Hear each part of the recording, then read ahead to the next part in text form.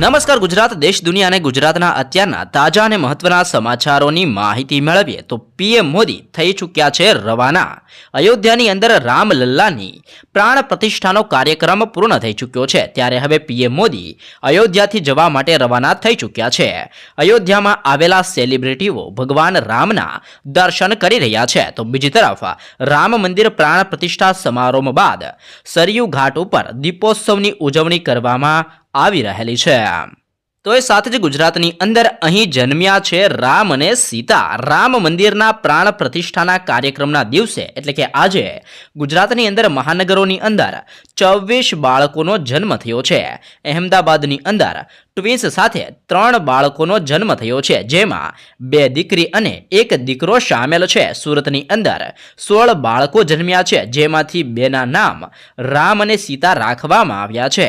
વડોદરાની અંદર 3 પુત્ર અને 2 પુત્રીનો જન્મ થયો છે। રાજકોટની અંદર 2 પુત્ર જન્મ્યા છે। આજે દેશભરની અંદર જન્મેલા બાળકોની માતાએ પ્રતિષ્ઠાના દિવસે ખાસ ડિલિવરી કરવાની ઈચ્છા પણ દર્શાવવામાં આવી હતી। દેશની મહિલાઓ માટે પણ ખુશ ખબર સામે આવી છે, જેમાં મફત ગેસ કનેક્શન લઈને મોટી જાહેરાત કરવામાં આવી છે। કેન્દ્ર સરકારે ઉજ્જવલા યોજના 2.0 શરૂ કરી છે। આ યોજના હેઠળ 75 લાખથી વધુ મફત એલપીજી કનેક્શન આપવામાં આવશે, જેવી મહત્વપૂર્ણ જાહેરાત કેન્દ્ર સરકાર દ્વારા કરવામાં આવી છે। આગામી 3 વર્ષમાં મહિલાઓને ઉજ્જવલા યોજના હેઠળ આ એલપીજી કનેક્શન આપવામાં આવશે। કેન્દ્રની મોદી સરકારે પ્રધાનમંત્રી ઉજ્જવલા યોજના હેઠળ 75 લાખ નવા કનેક્શન આપવા માટે 1650 કરોડ રૂપિયા મંજૂર કર્યા છે, અને આ કાર્ડ ધારકો છે એટલે કે જે પણ ગેસ કનેક્શન ધારકો છે તેમને 300 રૂપિયાની સબસિડી પણ આપવામાં આવશે, જેવો પણ મહત્વપૂર્ણ નિર્ણય લેવામાં આવેલો છે। અને નવા 75 લાખ કનેક્શન આપવામાં આવશે, જેવી પણ કેન્દ્ર સરકાર દ્વારા જાહેરાત કરવામાં આવી છે। મહિલાઓને મળશે 37,000 રૂપિયાની સહાય। તમારા ઘરમાં અથવા તો કોઈ પણ સગા સંબંધીના ઘરની અંદર જો કોઈ બાળકનો જન્મ થવાનો હોય તો તેમને મળશે 37,500 રૂપિયાની સહાય। શ્રમયોગી પ્રસૃતિ યોજના હેઠળ બાળકને જન્મ આપતી સમયે મહિલાઓને મળે છે 37,500 રૂપિયાની સહાય। આ યોજનાનો લાભ લેવા માટે તમારે એક ઓનલાઈન ફોર્મ ભરીને સબમિટ કરવાનું રહેશે, જેના માટે તમારે મમતા કાર્ડ, ડોક્ટરનું પ્રમાણપત્ર, રાશન કાર્ડ, પાસબુક, મહિલાનું આધાર કાર્ડ તેમજ સોગંદનામું આ તમામ ડોક્યુમેન્ટની જરૂર પડે છે। સાથે જ જ્યારે તમે કરેલી અરજી એપ્રુવ માનવામાં આવશે ત્યારે તમે આપેલા બેંક એકાઉન્ટ નંબર ઉપર 37,500 રૂપિયા જમા કરાવવામાં આવશે, અને આ પૈસા 2 હપ્તાની અંદર જમા કરાવવામાં આવશે, જેમાં બાળકના જન્મ પહેલા 17,500 રૂપિયા જમા કરાવવામાં આવશે અને બાળકના જન્મ બાદ 20,000 રૂપિયા જમા કરાવવામાં આવશે। આમ આ યોજના હેઠળ ટોટલ 37,500 રૂપિયાની મહિલાઓને સહાય પણ આપવામાં આવી રહેલી છે। ખેડૂતોને મળશે 36,000 રૂપિયાની સહાય। પ્રધાનમંત્રી માનધન યોજના અંતર્ગત ખેડૂતોને 3,000 રૂપિયા પ્રતિ મહિને મળી શકે છે। સરકાર ખેડૂતોને વૃદ્ધાવસ્થાની અંદર આવકનો રસ્તો પૂરો પાડવા માટે પીએમ કિસાન માનધન યોજના ચલાવે છે। આ યોજના હેઠળ લાભાર્થીઓને 60 વર્ષની ઉંમર પછી 3,000 રૂપિયા પ્રતિ માસ પેન્શન આપવામાં આવે છે। આ એક સ્વૈચ્છિક અને વ્યક્તિગત દીઠ ફાળા આધારિત પેન્શન યોજના છે, જેમાં ખેડૂતોને 55 રૂપિયાથી લઈને 200 રૂપિયા પ્રતિ માસ જમા કરાવવાના હોય છે। 18 વર્ષ કે તેથી વધુ કે જે 40 વર્ષ કરતાં પણ ઓછી ઉંમરના ખેડૂતો છે જે આ યોજનાનો લાભ લઈ શકે છે। 60 વર્ષની ઉંમર બાદ તમને 3,000 રૂપિયા પ્રતિ માસ એટલે કે વર્ષે તમને 36,000 રૂપિયાની પેન્શન સ્વરૂપે હાલ લાભ આપવામાં આવે છે। એટલા માટે તમે પણ જો આ યોજનાનો લાભ લેવા માંગો છો તો અત્યારે જ પ્રધાનમંત્રી શ્રમયોગી માનધન યોજનાની અંદર ફોર્મ મિત્રો ભરી શકો છો। પ્રધાનમંત્રી સુરક્ષા વીમા યોજના અંતર્ગત 2 લાખ રૂપિયાની સહાય આપવામાં આવે છે. વર્ષ 2015માં પ્રધાનમંત્રી સુરક્ષા વીમા યોજના શરૂ કરવામાં આવી હતી. અગાઉ તેનું વાર્ષિક પ્રીમિયમ 12 રૂપિયા હતું, જેને હવે 1 જૂન 2022થી વધારીને 20 રૂપિયા કરવામાં આવ્યું છે. આ યોજનાની અંદર તમને 2 લાખ રૂપિયા સુધીનું અકસ્માત વીમા કવચ મળે છે. જો તમારી ઉંમર 18 વર્ષથી લઈને 70 વર્ષની વચ્ચે છે તો તમે પણ આ સુરક્ષા વીમા યોજના ખરીદી શકો છો, જે દર વર્ષે માત્ર 20 રૂપિયા ચૂકવીને તમને 2 લાખ રૂપિયા સુધીનું કવરેજ આપે છે. આ વીમાનું પ્રીમિયમ 1 જૂનથી 30 મે સુધી માન્ય છે.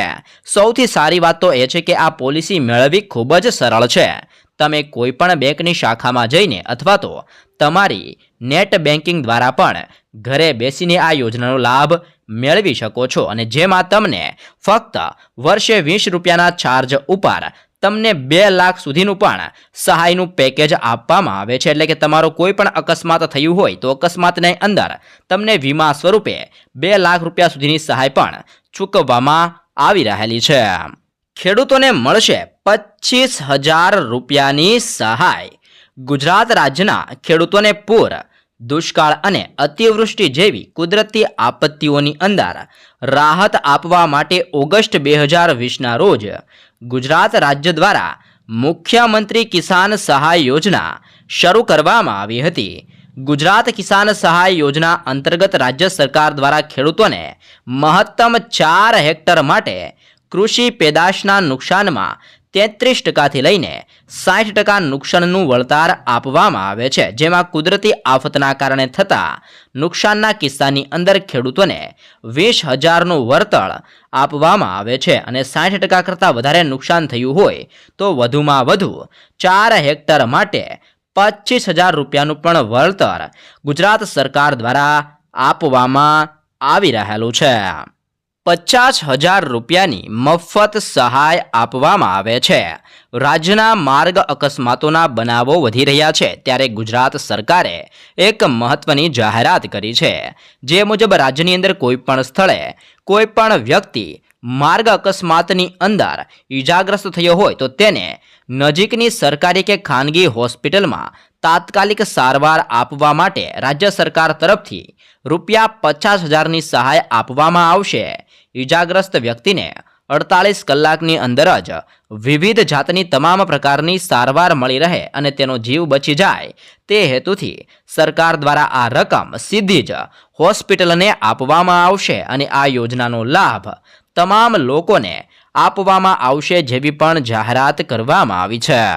અટલ પેન્શન યોજના અંતર્ગત દર મહિને 5,000 રૂપિયાની સહાય પણ તમને મળી શકે છે.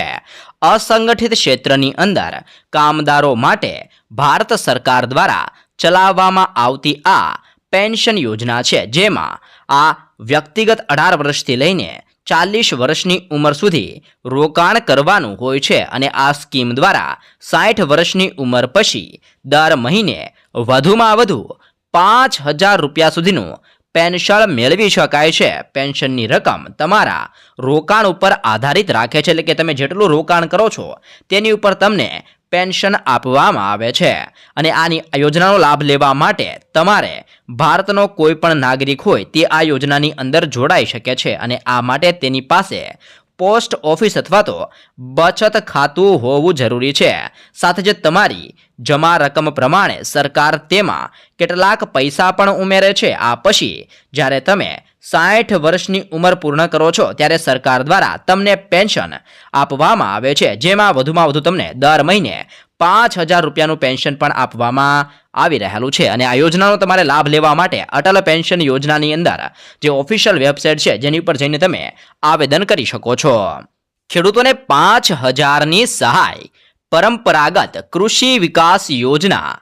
કેન્દ્ર સરકારની આ યોજના હેઠળ ભારત સરકાર ખેડૂતોને પ્રતિ હેક્ટર 50,000 રૂપિયાની આર્થિક સહાય પૂરી પાડે છે, જેમાં ઓર્ગેનિક ઉત્પાદનની અંદર, ઓર્ગેનિક પ્રોસેસિંગની અંદર, સાથે જ પ્રમાણપત્ર, લેબલિંગ, પેકેજિંગ અને પરિવહન માટે દર 3 વર્ષે સહાય પણ આપવામાં આવે છે અને સરકાર દ્વારા આ યોજના ખેડૂતોને આર્થિક રીતે મદદ પૂરી પાડવા માટે ચલાવવામાં આવે છે. તે પણ ઓર્ગેનિક ખેતીને પ્રોત્સાહન આપવા માટે સરકાર દ્વારા આ યોજના શરૂ કરવામાં આવેલી છે, જેમાં પ્રતિ 3 વર્ષની અંદર એટલે કે 3 વર્ષ દરમિયાન ખેડૂતોને 5,000 રૂપિયાની સહાય આપવામાં આવે છે. અને તમે પણ આ સહાયનો જો લાભ લેવા માંગો છો તો પરંપરાગત કિસાન વિકાસ યોજનાની વેબસાઇટ ઉપર જઈને આવેદન કરી શકો છો અને જો તમે પાત્ર થશો તો તમને પણ આ યોજનાનો લાભ મળી શકે છે.